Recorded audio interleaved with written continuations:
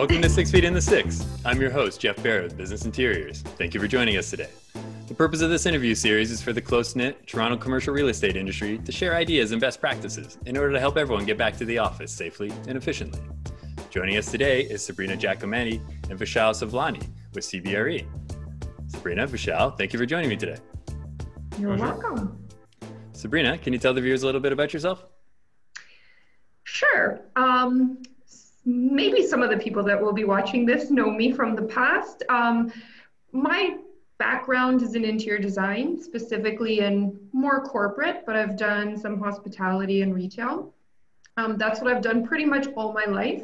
I would consider myself an interior designer, but in the last year, I transitioned, still in the industry, but now I'm working at CBRE, obviously, and I work a little bit in a different role, where I'm working both with brokers and project managers, basically to help with the upfront due diligence portion of a project. And, you know, a lot of clients have a lot of questions coming into a new lease, and I'm there to assist the clients, the brokers, and make sure that, you know, they have a clear picture of the next kind of potential steps of their project.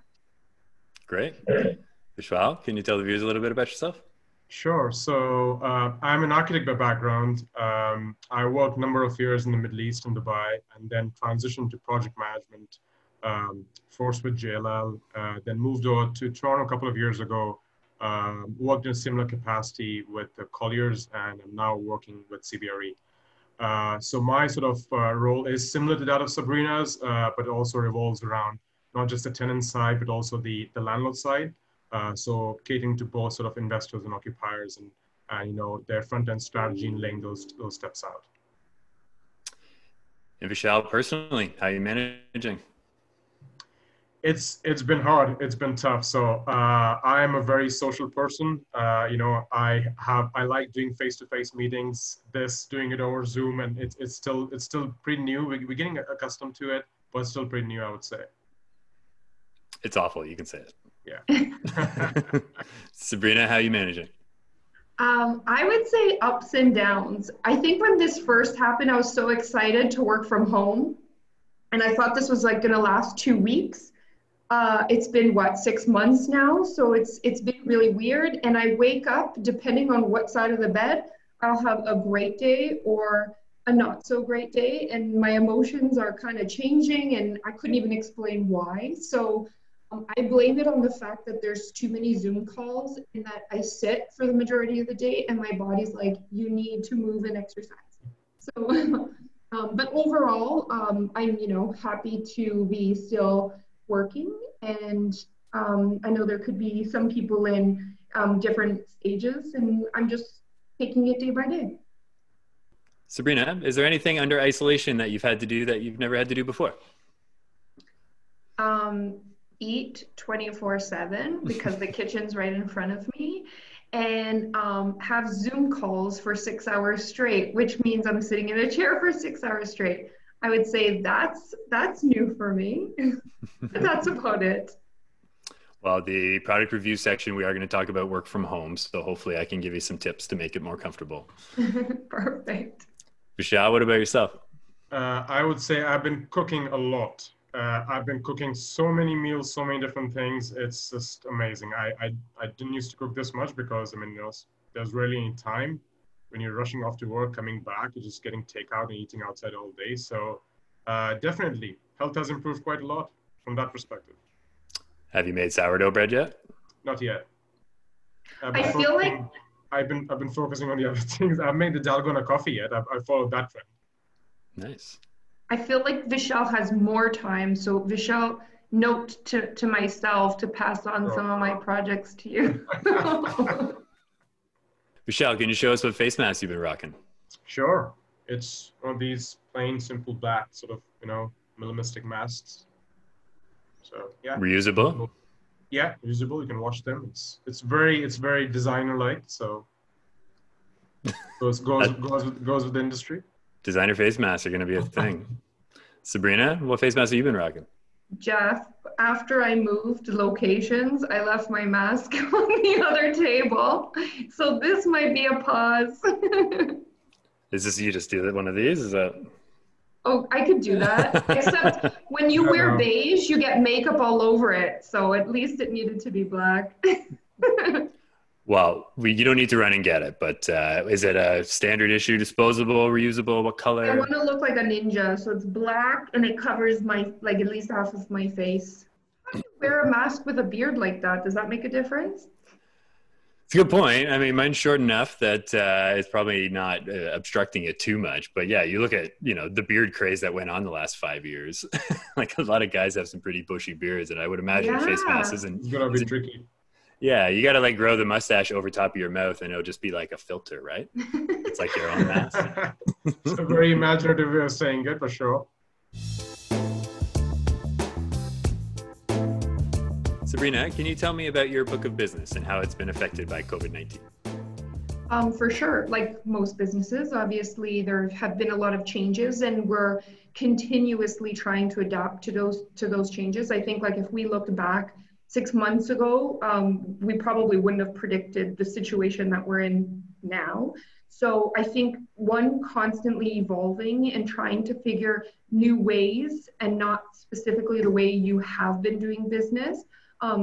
Being a little bit more experimental, having a big group of people, which has been wonderful at CB, having national, project management teams in the West and the East, and being on calls. It's been wonderful because we're constantly, bringing up and generating new ideas about what they're doing, what we're doing, and how we bounce ideas off of each other.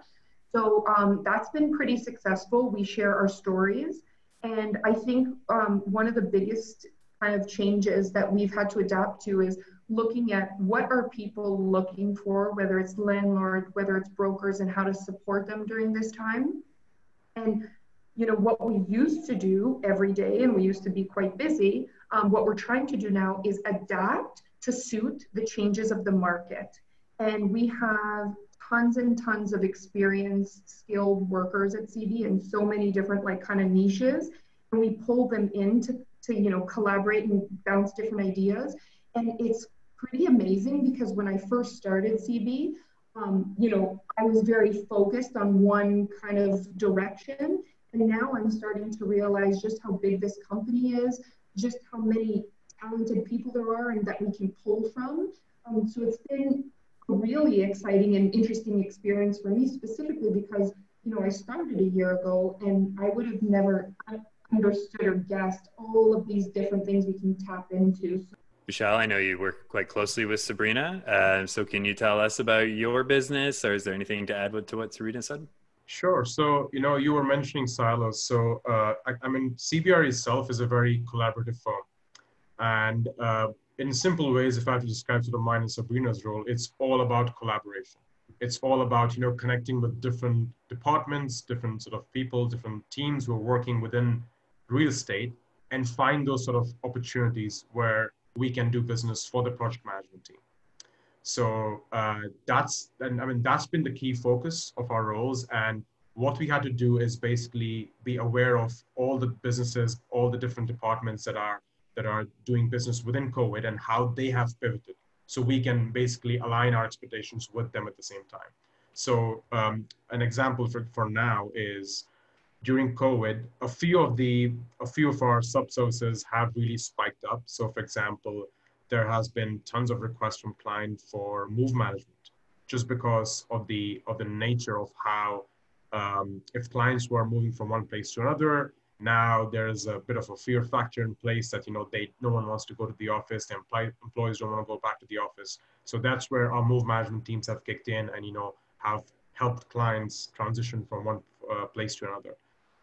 In addition, a lot of landlord requests have come through where now is the perfect time to do some building upgrades, do a lot of commissioning work in the buildings, capital planning our landlords work that has kicked as well. So there are opportunities in the market. I know it's tough. Our general sort of key line of businesses, of course, the office sector has taken a bit of a hit in the market. If you speak to our brokerage team as well, there would be the past 6 months have been tough, but no, things are kicking in, but things are kicking back again for sure. Vishal, what are some of the new, different requests that you've had from your clients? So three things: glass partitions, and glass partitions. The first 2 months were all about glass partitions, clients calling, furniture vendors calling, and which was a bit understandable. It was a knee-jerk reaction. But then I think now everyone has sort of calmed down a bit, and people are putting a bit more thoughts into it. But the request for making your space COVID, having a lot of touchless technologies in place, so touchless faucets, touchless door contacts, those are definitely coming up right now, and we are implementing those solutions in a number of our projects as we speak. That's more of from a short-term basis. From a long-term perspective, we have clients asking us to, what are the trends we are seeing in work from home culture and return back to office. So our workplace strategy team, and Sabrina can maybe touch base upon this as well, and how we are assisting our clients in coming back to office. Yes, Sabrina, please. I would say there's a couple things actually. There's a lot of clients who are obviously very unsure about what is the future of the office, what are other people doing, and they're calling us to find out what our clients have been doing. So when you're looking at, they're looking specifically at their company, they're not necessarily understanding like what is the rest of the world doing. And they're looking to us to say, well, you guys have so many projects in a year. Can you provide some insight to us? Because we're lost essentially. And so I would say two main things that I have constantly been kind of dealing with is one, a lot of clients are automatically deciding to sublease some of their space. So it's looking at plans and understanding, well, you took up an entire floor, you're wanting to sublease. How are you going to do that effectively? How do you still manage to fit your staff in, have a flexible, functional workspace, but now you're giving up space and they don't know how much they want to give up because they're just noticing that they just don't need that much space. Well, Vishal, I'm sorry about all the screens. My industry went a little bananas on the screens. It's okay. I mean, we sold a lot of them, don't get me wrong. And, we've talked about them on this show quite a bit, but, people, that's what is expected. That's what's in the news. And that's what, employees are going to expect to see. And we can even have those conversations with the clients to be like, there's not really a lot of research to suggest that these are going to do much, but they're like, well, it's going to make our employees feel safe. And that's what's important. Yeah. And so, you know what, I'm not going to fight that. So like a couple other inefficient product reviews we've had on this show, I think screens has by far been the most interesting to see how people have evolved. And it started off with really cheap plexiglass screens, and now people are moving towards the glass screens because they realize how short term those plexiglass ones are. Yeah. I sure hope it's not the future by any means. I hear you. I agree. But I agree, Sabrina, piloting is the answer. I mean, whether that's bringing people slowly back into the office or truly testing kind of remote working and what that looks like. Sabrina, can you tell us about some of the projects you're involved in and how they've changed course over the past couple months? Definitely. I am not directly involved in running any projects just based on my role, but I do constantly communicate with our project management team. And what we decided to do as a team is host twice a week. We've had everybody on a call, and we have open discussions about their projects, about challenges that they're having, about anything that has worked.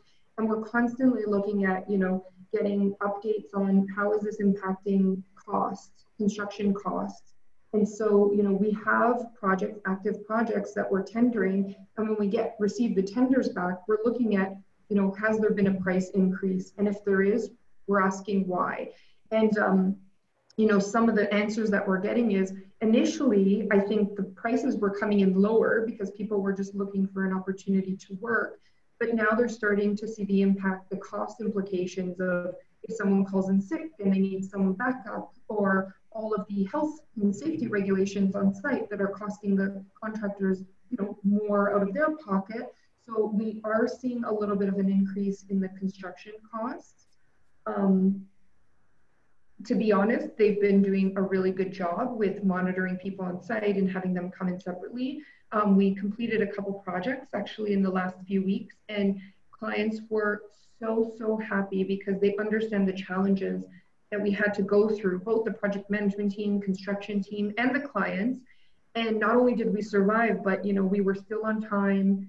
There weren't too many crazy cost implications, and the clients overall were really happy. So it's been kind of weird because on one hand it's been like a success to complete a project, but on the other hand we have to go through a lot of emotional kind of trauma throughout the project. So yeah, I would say those are some of the projects that I've worked on that have been closing recently. Do you find that there's a lot of eyes on CBRE because of the work that you do and the size of company that you are? Do you think a lot of people are looking to you for answers? 100%. And it's not just doesn't just apply from our client's perspective. It's even in my personal circle, for example, you have, I have people calling me like, so has CBRE opened their offices? So, and that the thing they're looking for, are the CBRE as global sort of real estate experts, like what are they doing? Have we missed anything? Have we not considered anything? So definitely we are in the limelight from that perspective.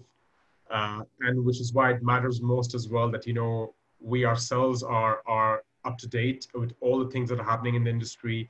There's so many articles going on these days. There's so many webinars, calls, Zoom conversations. So yeah, it's important that everyone is up to date with what's happening in the industry. I love both your answers. I mean, it's just change, and we deal with change, right? Whether upsizing, downsizing, moving, whatever the case may be, change is good for our industry, whether it's meaningful change or not. Yeah. People are going to look to people like yourselves to figure this out, and the office is just repurposed. Fine. It's still an office. You still need us, right?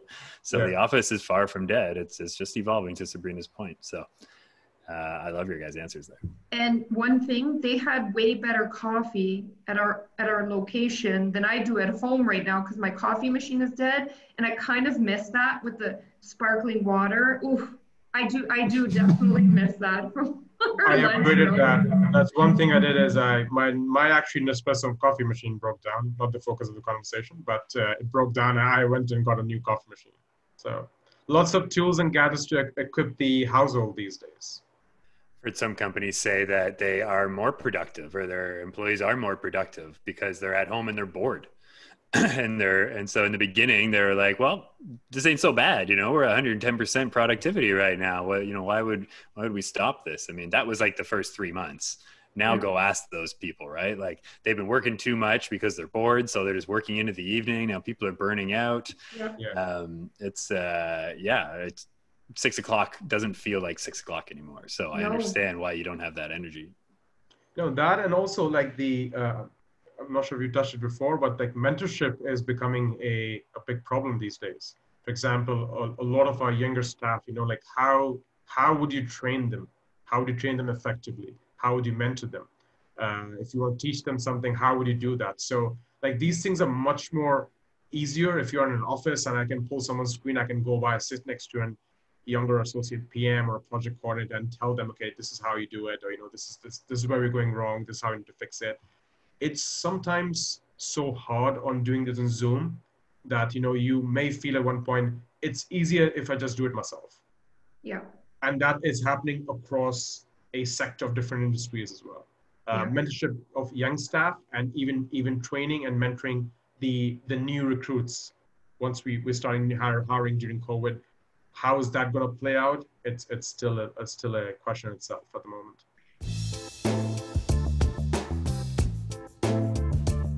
So we're going to move on to the product review section. In the product review section, sometimes we review an old product that has recently gained some relevancy or a new product that has come from this crisis. But today we're going to talk about work from home buying programs. Telling work from home stories has been a feature of every episode on the show, but now we're going to get a little more granular and look at what people did to get everyone set up at home. March 13th was my last in-person meeting before lockdown. I've told this story before, but I remember leaving that restaurant thinking I'm going home for a really long time.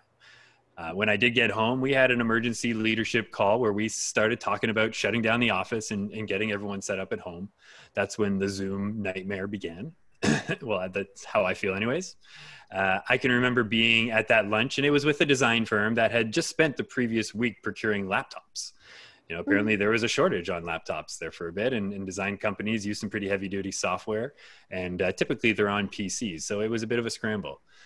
So from what I've heard, the tech was a bit of a scramble in the beginning, but was easy to figure out, especially because a lot of organizations already had laptops. But what was a scramble was furniture. I mean, we quickly realized your dining room table is an awful way to work, and the manufacturers were shut down for a couple months there and couldn't make new furniture. So as you probably know, most office furniture is made to order, and there's not a lot of stock product out there. If there is stock, it's usually on the lower end of the performance level. So Vishal, Sabrina, I'm going to tell some stories and some solutions about work from home, but Vishal, how has your work from home experience been? Can you share how the transition was? Where did you find furniture if you did, and how's it working now? Sure. So, luckily for me, I always had a sort of a very nice home office setup. So that transition was pretty smooth from that perspective. Had a sort of a full 36-inch screen in front of me. So that was already set up. I used to use that, working sometimes late in weekdays and sometimes on weekends. So that setup came really, really handy. However, the chair was just a normal chair. It was not some crazy ergonomic chair. So that definitely needs a bit of an upgrade at the moment. And having sort of seeing that we are in this scenario now for, I don't know, number of months, years, I need to upgrade my chair right now. So that's the next step from my end. Hint, to anybody watching. I wish we knew a furniture person. Eh? I know, it's just so tough these days. Sabrina, what about your work from home experience? Mine was a bit challenging. I would say there's still some challenges. I mean, I live in a condo, so it's not like I have a whole bunch of space to add a new work table. So I have been exercising, eating, working, and almost sleeping in an area that I would call the same area. So it's been interesting, but I am on my dining table. I do have 2 screens. At first I was working off my laptop, and so text was tiny. Now I have 2 screens, and I was fortunate to get a task chair pretty much the second week of COVID. So I may have a hunchback, but that's partially because of the laptop problem, not the chair. I mean, this was a massive challenge for organizations, especially the ones who knew their business was going to be negatively hurt by this, right? And now you have to find budget for all this furniture for work from home. Yeah. And you don't even know how long it was going to last. I mean, this could be a very temporary spend, and everyone comes back to the office pretty quickly. I mean, we didn't have a clue then. And I mean, most still don't. So the magic number I heard was $500 was given to employees to sort this out, or at least what I heard the most. Shopify publicly shared everyone there was going to get $1,000. We've also had clients that just bought whatever their associates thought they needed, and in some cases was well over $1,000. So when you give employees the autonomy to buy these things on their own, let's face it, the average person doesn't know much about office furniture.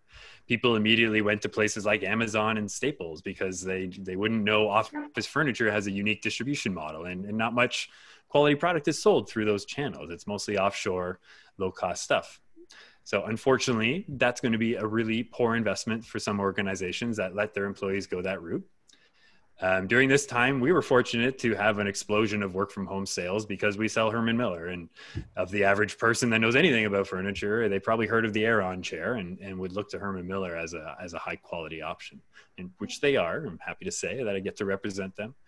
But when people realized the top of the line, recognizable Herman Miller chairs were going to be over $1,000, they would ask us to start pricing out lower grade chairs. But you know what? People came to us for Herman Miller and weren't really prepared to buy from a manufacturer that they haven't heard of. This was really interesting because it goes to show how strong brand can be in consumer purchases, which is not a place that, we would spend our time normally. So I'm not going to have a posture discussion here, but what I will show is my workstation and talk about the elements. Everyone will default to the chair as the first purchase, which is the right thing to do, as you probably have a surface to work from already. Now, if that surface is a weird height dining table, Sabrina, or has elements that hang below the surface that will stop you from pulling up nice and close, then you should buy a new surface. Sounds like that's what yours is.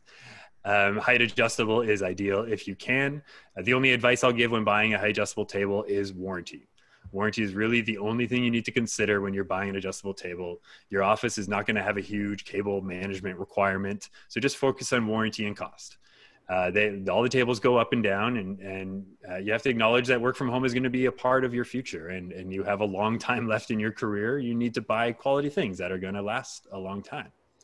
Next is the monitor arm. There's a lot of reasons ergonomically why you need one, but posture aside, we likely are going to have a much smaller desk at home, and a monitor arm will be able to get things off the surface so you have more of a working area. This one that I'm sitting at is a 48 by 30, which is pretty small in office standards, but there's tons of room here for my job function. I'm sure the Herman Miller team is going to quickly judge me for this not being a Herman Miller desk, but I did buy this during shutdown, and I had to find what was in stock. But I could get burned on the warranty on this product in the future. If you do reference documents all day, a task light would be the final piece to get those docs illuminated like your monitor is, so there's less strain on your eyes, but rarely people are referencing documents these days. And the last suggestion is face a window. Not only is it visually pleasing to have a nice view when you're working, but you look much better on a video call. Try and get out of the basement. I did the first 3 months in a cold basement, and it was awful. Now that I have this natural light here, it's beautiful. So this whole setup that I'm sitting at, it would be considered a high performance station, and it's going to run you around $2,000. That's obviously the cost of a vacation in some people's eyes, and not everyone's going to be able to get there. But what I'll say is this is going to allow your body to feel better while you're stuck at home. I mean, imagine you get some back problems on top of all of this work from home stress. Yeah. I mean, that would suck. So, what else do you spend your money on in the return that gets you? Hopefully you'll realize that this is a great investment for yourself. Finally, in terms of pricing, furniture gets cheaper with volume. Contact a furniture company and work a deal. I can assure you, every one of us wants to work a deal with you. If your company isn't procuring these things for you, get a group of friends and approach a furniture company, and with volume, they'll hopefully help you out. If you need help with procurement, people like Vishal and Sabrina do specialize in that, and I'm sure they would help you run a competitive bid if you did have a high volume of product. So Vishal, Sabrina, any comments on my approach here? And maybe you could tell us some stories about maybe some of your clients and some of the stories you've heard? I might just say one thing. If I got $1,000, I might spend $200 on a workstation and the rest on a new purse, but maybe that was me. I would bargain with you, Jeff, to get me down to 200. Vishal, what have you heard from work from home stories? I actually know a number of people in the design industry who you're mentioning about making a deal, and they have actually partnered with Herman Miller. And I know 3 people who have got Aeron chairs at I'm not going to mention discount rate because that's going to probably give it away, but at a very, very decent price compared to what the actual product costs. So yeah, that's actually, that has been a success in the industry then. Yeah, don't buy these things online. It's honestly, those are retail prices, and us in the contract world, we don't need to pay those. So call a furniture dealer. I can assure you we will help you out. Doesn't need to be me. There's lots of furniture dealers. Vishal, is there anything else you want the Six to know about you or CBRE and how you're joining the fight against COVID-19? Sure. Like all things, this too shall pass. It is difficult in these days to sort of, to do business and to stay at home and, just making sure everything is taken care of and being safe. But, the city is opening back up. Hopefully things will be over and normal soon. And yeah, like both ourselves and CBRE is ready for business. Sabrina? Is there anything that you want the Six to know about you or CBRE and how you're joining the fight against COVID-19? I would say I would focus on what I would do, because I also try and inspire my team to do the same thing. But I know it sounds cliche, but just really being thankful. And I really try to incorporate this every day. Think of a couple things, maybe 3 or 4 or 5 things every day, simple things that you're just super thankful for, to keep you positive, even on those really bad days. And I think one of the toughest things is to keep yourself motivated. Again, you have good days and bad days. So personally, I try to encourage my friends and my staff to exercise, because I think with the endorphins and that kind of energy that allows you to kind of boost your mental stability and positivity up.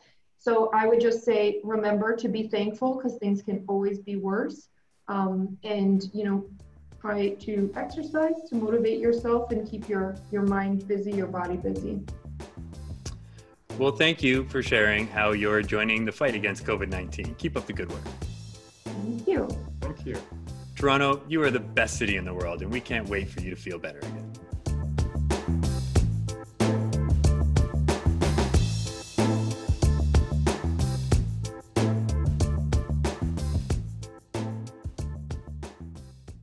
The thing that I miss the most, honestly, is sitting next to Sabrina. That fun, that random fun, I don't have it anymore. I've decided I'm not going to move my head. Well, Sabrina, guess what? You just made the blooper reel. Congratulations.